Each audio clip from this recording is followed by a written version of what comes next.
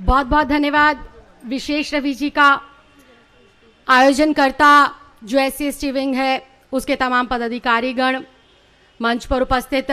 दिल्ली प्रदेश के हमारे अध्यक्ष कैबिनेट में मंत्री गोपाल राय जी, मजबूत आवाज़ संघर्ष के साथी बड़े भाई संजय सिंह जी, श्रीमती आतिशी जी जो मजबूती से इस वक्त विपक्ष को मुंह तोड़ जवाब दे रही हैं, सौरभ भाई दिल्ली के स्वास्थ्य मंत्री, तमाम विधायक साथी, सम्मानित पार्षदगण और देवतुल्य दिल्ली के अलग अलग स्थानों से आए हुए तमाम कार्यकर्ता बंधु, आप सब लोगों को मेरा नमस्कार, सभी को जय भीम। मुझसे पूर्व तमाम वक्ताओं ने अपनी बात रखी और आज 133वीं जयंती हम लोग जो मना रहे हैं बाबा साहब की, हर साल डॉक्टर भीमराव अंबेडकर जी ने क्या क्या देश को दिया, क्या क्या समाज को दिया, उनके त्याग, उनके संघर्ष, तमाम चीजों पर हम लोग 6 दिसंबर जब उनका परिनिर्वाण दिवस होता है तब भी बात करते हैं और जब उनकी जयंती होती है तब भी हर एक विषय पर बहुत बारीकी से चिंतन मंथन करते हैं। लेकिन मुझे आज इस मंच पर बहुत कम शब्दों में और बहुत कम समय के अंदर आपके सामने सिर्फ एक बात रखनी है कि अगर जिंदा हो तो जिंदा नजर आओ, अगर हो बाबा साहब के अनुयायी तो हिम्मत नजर आकर लाओ, अपने अंदर वो ताकत लेकर आओ जिस तरह से लाखों यातनाएं सहकर, लाखों प्रताड़ना सहकर वो उम्मीद की किरण, वो एक जलती हुई मशाल जो अपने अस्तित्व के होते हुए भी और इस धरती पर से जाने के बाद भी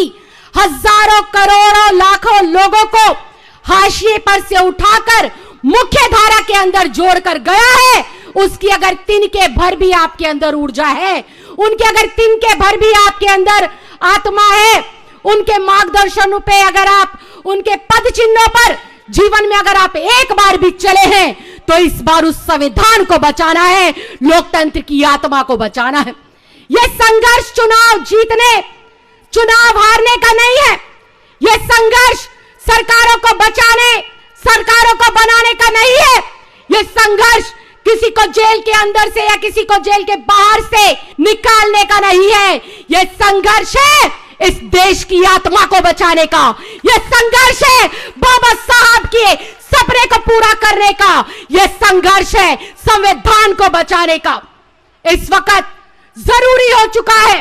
कि अरविंद केजरीवाल जी के समर्थन में जितनी हजारों लाखें आवाज उठ रही है, एक चिड़िया बनकर उन आवाजों को हमें मजबूती देने का काम करना है। इसलिए नहीं कि पार्टी विशेष के साथ अत्याचार हो रहा है, इसलिए नहीं कि देश के अंदर चुनाव हो रहा है, इसलिए कि यह आजादी की दूसरी लड़ाई है। उस वक्त भी हजारों हजार स्वतंत्रता सेनानियों ने अपने प्राणों की आहुति देकर मां भारती के सीने को गर्व से चौड़ा करते हुए आजादी दिलाई थी। और इस बार हमें इन चंदा चोरों से, इन काले अंग्रेजों से मां भारती को बचाना है, तानाशाहों से इस देश को बचाना है। और इस वक्त इस देश को बचाने के लिए अग्रिम पंक्ति में जो संघर्ष करते हुए नजर आ रहे हैं वो एकमात्र व्यक्ति है जिसने देश की राजनीति की दशा और दिशा बदलने का काम किया है। उसका नाम है दिल्ली का लाल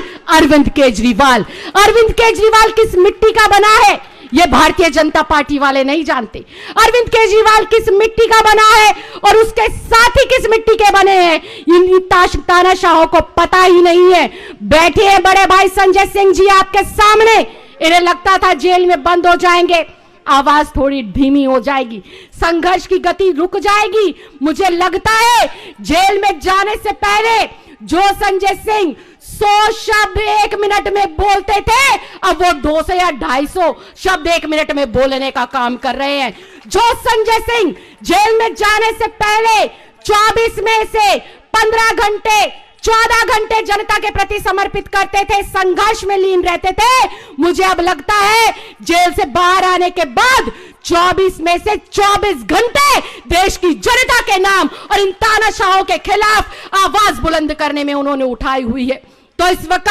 हम लोगों को बाबा साहब भीमराव अंबेडकर जी को सच्ची श्रद्धांजलि देते हुए देश के जो मतवाले हमारे क्रांतिकारी वीर नौजवान थे, उनकी शहादत को अगर सच्ची श्रद्धांजलि देनी है और अरविंद केजरीवाल जी के नेतृत्व में मां भारती को पुनः आजादी दिलानी है, तो ये जो देश के भीतर जन्मे चंदा चोर है, जो विपक्ष की आजादी को खत्म करना चाहते हैं, जो विपक्ष के मुंह को बंद करना चाहते हैं, चुनाव को एक तरफा हथियाना चाहते हैं, तो लोकतंत्र के इस महापर्व के अंदर आप सब लोग दिखा दीजिए कि तानाशाहों का खात्मा हमेशा आजादी के मतवालों ने किया है, हमेशा इस देश के बेटे बेटियों ने किया है। तो आज जहां जहां तक मेरी आवाज पहुंच रही है और जितने लोग मेरे समक्ष बैठे हैं, आप सब लोगों से मैं इतनी ही विनती और प्रार्थना करना चाहूंगी, यह संघर्ष